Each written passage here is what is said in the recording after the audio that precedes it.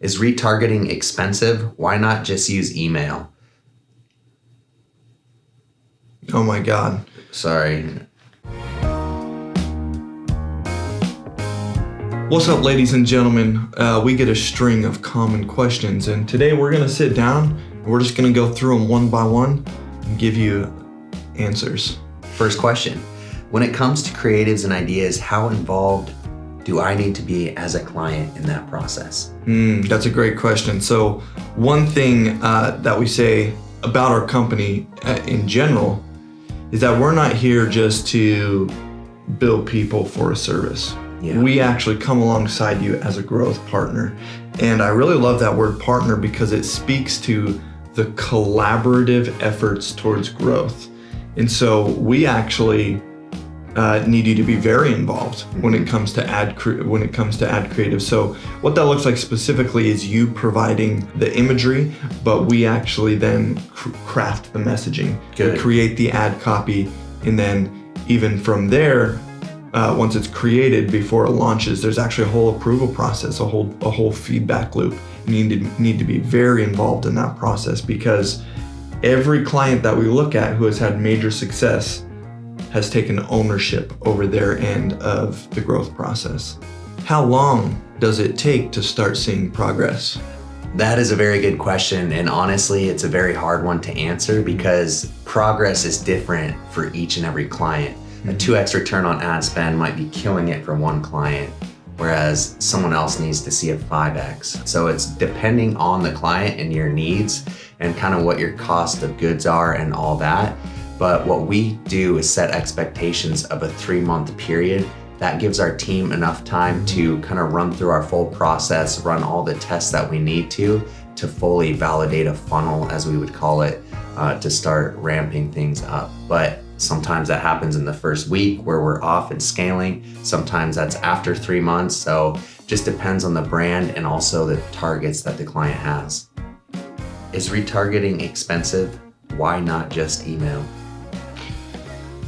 So the long story short here is retargeting is not expensive. And the reason you don't just use email is because you need to create some kind of transaction in order to ever even acquire their email in the first place. You need to get them to convert into your email list or your newsletter, or they maybe needed to have purchased already so that you have their information to even get them into your CRM and have the ability to email them in the first place. So relying fully on email for retargeting is going to cut out probably like 90% of your retargeting prospects. So what we do is we use dynamic product ads for retargeting. And what that means is that we can retarget people based on their online behavior when they've interacted with your online store. And we can actually serve them the products, ads with the products that they viewed, maybe they added to their cart. We can show those to them and remind them about those in their newsfeed without ever even having to ask them for their email. And so guys, when we're thinking about cost of this, a good CPM. So a CPM is a metric we follow in the Ads Manager. It's our cost per 1,000 impressions. And you can show an ad for a CPM of like $10. And that means that for $10, you can show 1,000 people that ad. It's uber cheap. And especially for warm retargeting audiences because they convert very high. Do you do more than just Facebook ads, or do you do Instagram as well?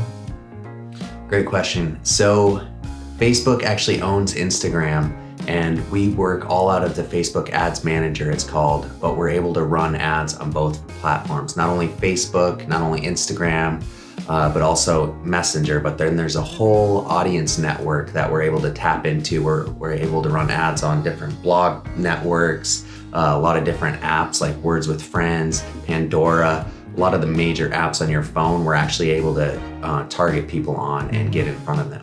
And we manage them all in one place, and we can compare them as apples to apples and put more budget into what's most effective for you. If that happens to be Instagram, we're gonna scale Instagram. If it happens to be the audience network or even something like Messenger, we're gonna put budget there and get the best returns possible. Why do you cost twice as much as other agencies I'm talking to? Probably because you're talking to the wrong agencies. So you can find service providers anywhere from absolutely free, somebody who's going to exchange their services for you to be their guinea pig, all the way up to spending hundreds of thousands of dollars per month because they're a premium luxury agency. We fit in the low end of a very medium ground. Our prices are extremely fair for what we provide.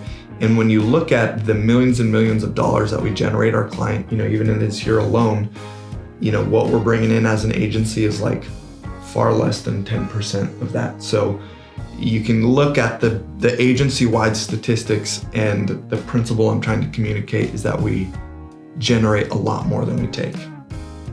How does your pricing structure work? Do you charge a retainer, percentage of ad spend? How do you guys structure that?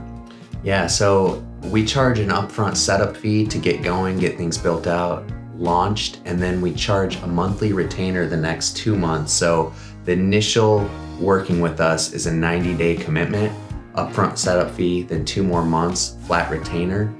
After that 3-month period, we move into a base retainer plus a really small percentage of sales we generate. And the reason we do that is because we said earlier we like to be growth partners. So getting that small percentage just gives us a little more skin in the game, gives us some incentive to grow and scale as your business does. So this question is for Dan specifically.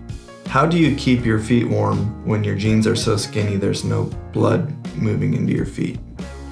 Guys, that's a great question. So I hear this all the time on Instagram and Facebook. Another one is the nose ring, right? How does your nose not freeze off in Alaska with metal through it? And I have a very strict morning routine actually that I go through. A lot of leg stretching and exercises to get my blood already moving.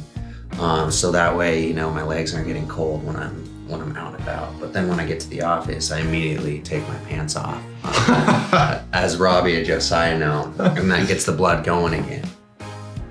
Now the nose ring, that's a tricky one. It's all nose breathing when I'm outside, hopping in my truck, I'm fine. But I can only stay outside, 10 minutes at a time? 10, 15 minutes tops. That's max, yeah. Anyways, guys, thank you so much for all these questions. Really good stuff we got to cover today. Reach out, email us if you have any more.